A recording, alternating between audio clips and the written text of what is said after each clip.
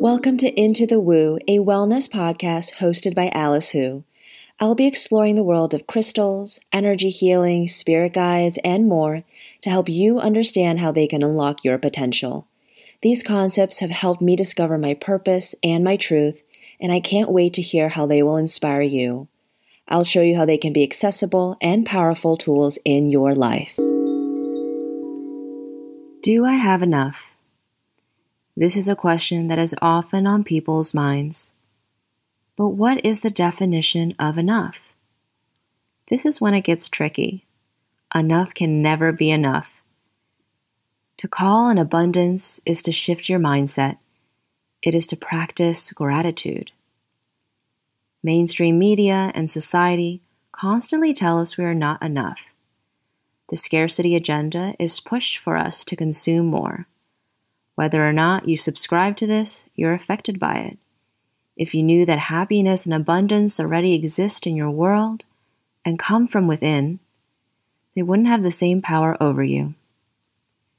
The first step in calling in abundance is to bring awareness to what you've been taught by society and your family, to examine what serves you and what needs to shift. In which areas of your life do you feel like you are not enough or do not have enough? Where do you feel abundance? Where do you feel scarcity? Abundance is most often associated with money and material possessions, but abundance can be time, other resources, community, friendship, knowledge, love, and more.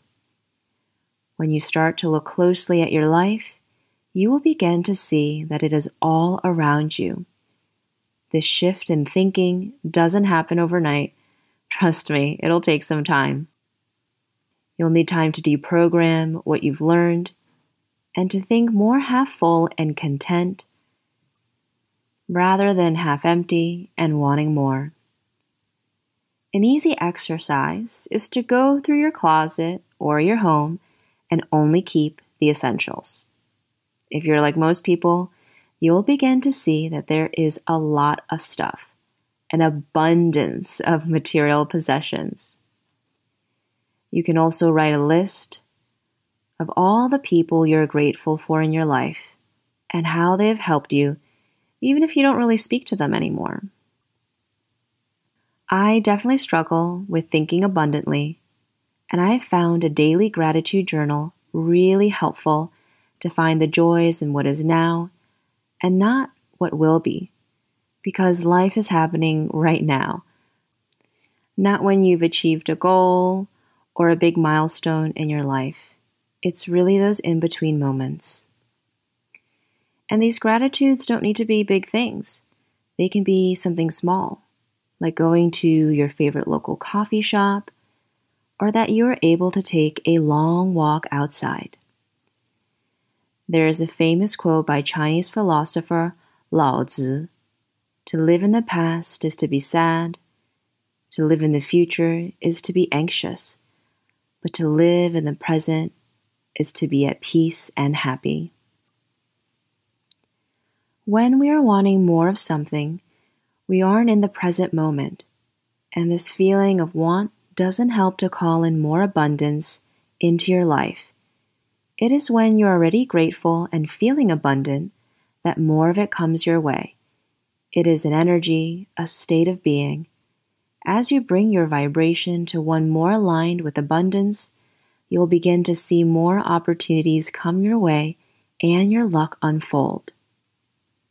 Throughout the day, when I start noticing that I'm moving into scarcity and or fear, I catch myself and transmute that into something else. I find a different way of interpreting that situation or thought. So an example is, let's say you're thinking, what if I lose my job? I'm going to lose my job. You can transmute that into, if I lose my job, that means something better is coming my way. I will get an even better job. The trick is to continually do this so that you start to shift your mindset. When talking about abundance and scarcity, the root chakra and the heart chakra come up. If you aren't familiar with the energy centers, we have 7 in our body. Each energy center represents a different part of our lives and different physical part of our bodies. The root chakra is at the base of the spine, the first of our energy centers. It represents stability, purpose, family, connection to others, and so this is where scarcity lives.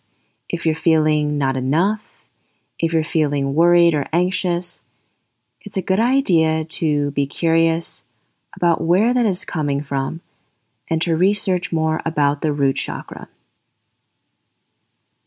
When thinking about abundance, the heart chakra comes up.